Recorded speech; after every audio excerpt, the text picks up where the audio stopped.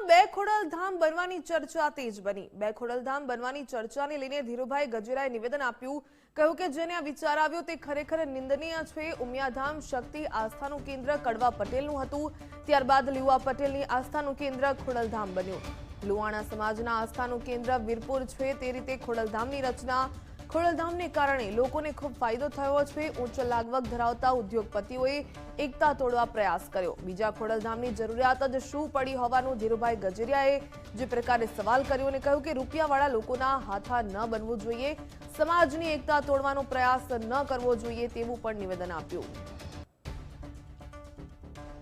આજે જે એકતા તોડવાનો પ્રયત્ન કરે એ નિંદનીય છે, એ ઘાતક રૂપ છે। સમાજની એકતા તોડવી એ ખરેખર ઘાતક રૂપ છે સમાજને માટે।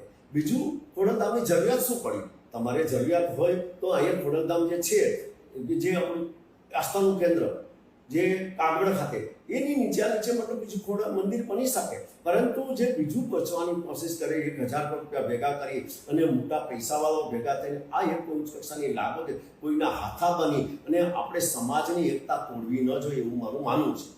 એક સમાજની એકતા એક મોટું ઘરેણું છે, એનો ઉંગડ છે। વધુ વિગત મેળવીએ સંવાદદાતા રાકેશ બ્રહ્મભટ્ટ પાસેથી। રાકેશ, સુરતમાં બે ખોડલધામ બનવાની છે તે ચર્ચાઓ તેજ બની છે, આ મુદ્દો ક્યાંથી ઉઠ્યો, શું વિગત?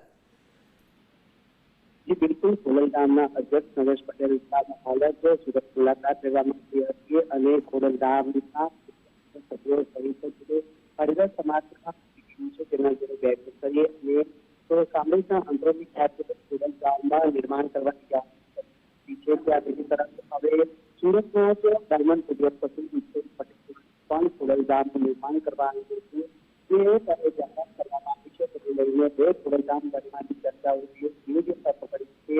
મોટી વાત એ છે કે ભાજપના વિરોધ વગેરે સામે આવ્યું છે, જે જણાવ્યું છે કે સુરત મિશન છે ઉમિયાધામ શક્તિની જે આસ્થાનો કેન્દ્ર કરવા પટેલની ત્યારબાદ લીલા પટેલની આસ્થાનું કેન્દ્ર ખોડલધામ બન્યું છે। ત્યારે પણ સમાજના આસ્થાનું કેન્દ્ર